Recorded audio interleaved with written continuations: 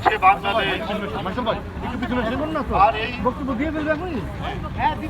তপ্ত পরিবেশের এই যে মানুষের যে ত্রাহি অবস্থা, এইটার জন্য দায়ী গণবিরোধী সরকার। এরা নদী রক্ষা করতে পারেনি, ভূমিদস্যুরা নদী দখল করেছে, বনদস্যুরা গাছ কেটে নিয়ে যাচ্ছে,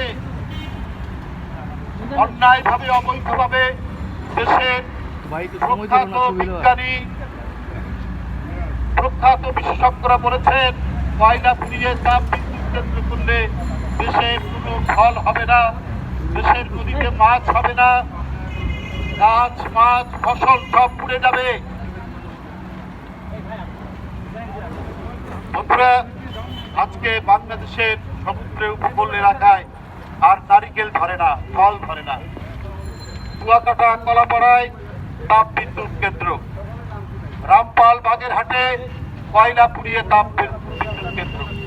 আমাদের বিশ্বাস, আমাদের অক্সিজেন হচ্ছে সুন্দরবন, সেই সুন্দরবনকে পুড়িয়ে দেওয়া হচ্ছে, উজাড় করে দেওয়া হচ্ছে। এই পরিস্থিতি তৈরি করেছেন একটি গণবিরোধী সরকার। তাই আজকে উত্তপ্ত হয়ে উঠেছে বাংলাদেশ, নদীমাতৃক বাংলাদেশ, খাল বিল নদীতে ভর্তি বাংলাদেশ। সেই বাংলাদেশের নদীগুলো সব মরে যাচ্ছে, শুকিয়ে যাচ্ছে, আর তীব্র গরমে সারা বাংলাদেশের মানুষ দগ্ধ হচ্ছে, মনে হচ্ছে আগুনে পুড়ছে। 44 ডিগ্রি, 40-41 ডিগ্রি তাপমাত্রা মানুষ অনুভব করছে, 44 ডিগ্রি মানুষ অনুভব করছে, 43 ডিগ্রি, 45 ডিগ্রি। ঢাকার ইতিহাসে, বাংলাদেশের ইতিহাসে এই সাহারা মরুভূমির মতো এই টেম্পারেচার, এত উষ্ণতা আর কখনো আসেনি। যে দেশে এত গাছপালা, এত বন জঙ্গল, এত নদী নালা, সেই দেশে এত গরম হওয়ার কথা না।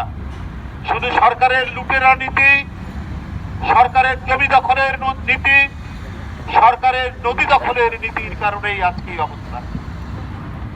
আমার দেশের মানুষ গুলি খায়, মারা যায়। লালমনিরহাট এখন কসাইখানা, লালমনিরহাট মনে হচ্ছে একটি বন্দোবস্তি। একদিন পর পর বিএসএফ গুলি করে বাংলাদেশি মানুষকে হত্যা করে। সেইখানে শেখ হাসিনার প্রতিবাদ নাই, সেইখানে তিনি মাথা নিচু করে থাকেন, আর দেশের মানুষকে তিনি দম বন্ধ করে আগুনে পুড়িয়ে মারার ব্যবস্থা তিনি।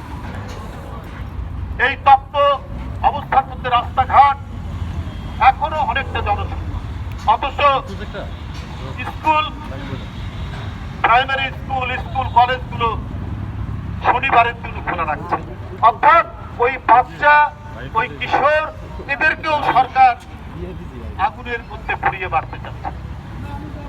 আমরা সেই পাকিস্তান আমল থেকে এই গ্রীষ্মকালীন ছুটি ভোগ করতাম, আমরা স্কুলে পড়েছি। এখন এই বাচ্চাদেরকে রমজান মাস ছুটি থাকবে, এটি একটি মুসলমানদের ইবাদতের মাস, কলেজ ইউনিভার্সিটি বন্ধ থাকতো রমজান মাসে। এবার রমজান মাসেও 15 দিন স্কুল কলেজ ছুটি দেয়নি, 15 দিন খোলা ছিল, অর্থাৎ সম্পূর্ণ ছুটি নাই। আর এখন শনিবারের দিনও, যেদিন সাপ্তাহিক 2 দিন ছুটি, আর এই বাচ্চা ছেলে মেয়েদের জন্য তারা ছুটি ভোগ করবে না। তাদেরকে এই রৌদ্রে, তাদেরকে এই তপ্ত দাবদাহে যে সারা বাংলাদেশ অগ্নিবর্ণ হয়ে উঠেছে, সেই আগুন রঙা বাংলাদেশের মধ্যে এই বাচ্চা ছেলেদেরকে ফেলে দেওয়া হচ্ছে, পাঠিয়ে দেওয়া হচ্ছে। এইটা একটা গণদুশ্মন সরকার না হলে এটা করতো না, একটা গণবিরোধী সরকার না হলে এই নীতি তারা গ্রহণ করতো না। বন্ধুরা আমার, এই অবস্থার কারণেই আজকে এই পরিস্থিতি, এই দুর্বিষহ পরিস্থিতি, এই ভয়ঙ্কর পরিস্থিতি সৃষ্টি হয়েছে বাংলাদেশে। আওয়ামী লীগের সাধারণ সম্পাদক বলছেন বিএনপি নাকি যে কোনো উপায়ে ক্ষমতা দখল করতে চায়। আমরা দখল করবো কেন? দখল তো আপনারা করেছেন, ভোট ছাড়া, জনগণ ছাড়া। আমি আর দামি, আমরা আর মামুরা নিজেরা ভোট করে আপনারা দখল করে রেখেছে। হ্যাঁ, দেশের জনগণ চায় আন্দোলনের মাধ্যমে অতি দ্রুত এই সরকারের প্রথম পতন হোক, আর জনগণ যাকে ইচ্ছা ভোট দিয়ে তাকে সরকার বানাবে।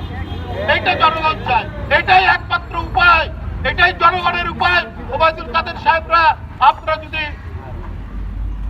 পদত্যাগ না করেন, আপনারা যদি ক্ষমতা না ছাড়েন, বাংলাদেশের মানুষ পুড়ে মরবে। বাংলাদেশের মানুষের খাবার পানি পাবে না, চাল পাবে না, চিনি পাবে না, আটা পাবে না, লবণ পাবে না। যে পরিস্থিতি এখন সারা বাংলাদেশে, মানুষ ধুকতে ধুকতে তাদের জীবন চলে যাবে। এই কারণেই মানুষ চায় একটাই উপায়, একটা উপায়ে ক্ষমতা আওয়ামী লীগের ছাড়তে হবে, সেটি হলো সরকারের পদত্যাগ। তাহলেই মানুষ শান্তি পাবে, স্বস্তি পাবে এবং জনগণ যাকে ইচ্ছা ভোট দিয়ে তাকে